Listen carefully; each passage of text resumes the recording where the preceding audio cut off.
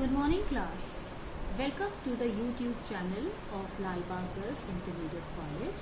This is Manaspreet in her English classes and this class of mine is for class 12. Class 12 we have already started with one of the shortest story, The Gold Watch, and the summary and the explanation of first two paragraphs were already given to you in the previous video of mine. Now in this lecture of mine I will be reading further and will be giving the explanation of the chapter. Listen to it carefully. Sanku's thought began to linger over the thorny problems of his life. Thorny problems of his life means the difficult problems of his life. Tomorrow would be the third day of the month. In another 3 days he would get his pay. What he was thinking, that it was third day of the month and it was his payday, and on this payday he would get his pay, which was 13 rupees for 13 days. He had to pay 4.5 rupees for purchase it at a store. There would be a balance of 8.5 rupees. He had repaid only 5 out of 10 rupees he had borrowed from the fund the previous month to go home for his mother's death anniversary. No, he must pay the remaining 5 rupees with interest at 6 paisa a rupee a week. At the tea shop he owed over 3 rupees for 2 weeks.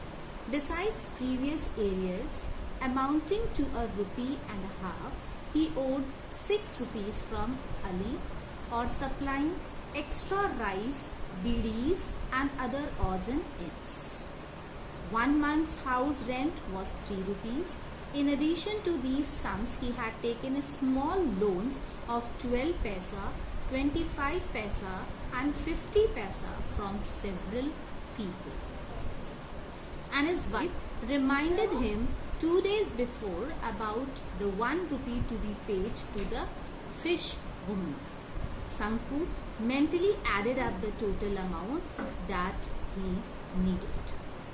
So what were the arrears? Arrears, money that is owed and should have been paid earlier to someone, and when he had added all the money together, it was more than the salary he would be getting the next day. Bidis and other odds and ends. Odds and ends means different kind of things that are usually small and unimportant for us. So overall he had to spend a lot of money and his salary was not sufficient to meet up all the demands he had. What he was going to get was just 8.5 rupees. What he owed was 22 rupees 13 paisa. How much he was getting? He was expected to get 8.5 rupees and he owed more than 22 rupees 13 paisa. He had other needs too. He had borrowed 3 rupees from his wife. This was out of the sum she had slowly saved up now and then in order to buy a waist chain for the younger child. He had assured her that he would buy it out of his pay that month.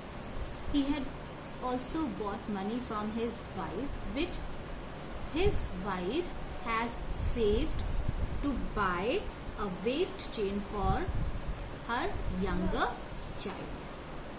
Sanku's heart beat uncontrollably fast. Through his heartbeat, he could hear the harsh voice of the tea shop owner, Fortuny, Ali's hollow laughter and vulgar words, and the irritating talks of Lonapan, who was in charge of the fund. So, all the time he was being reminded by the people to pay his loans and he was haunted by their voices.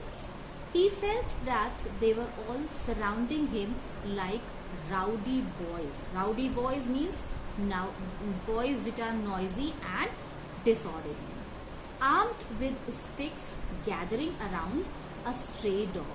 They all are carrying his sticks around him, and they were all like a wandering dogs. What a horrible scene.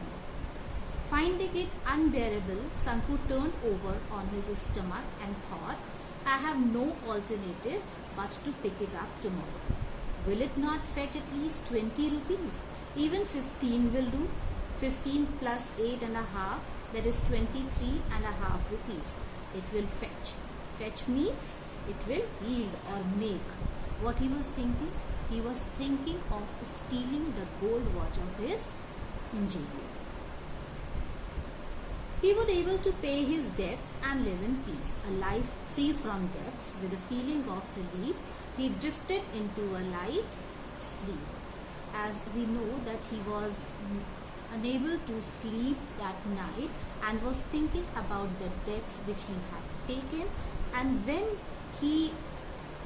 this thought has come to his mind that if he steals the gold watch of his engineer, then all his problems will be met in a second. So when he felt a little relief, he went to sleep, and then it was morning. What, are you still asleep? Sanku's wife said, gently shaking his shoulder. It's longer after sunrise.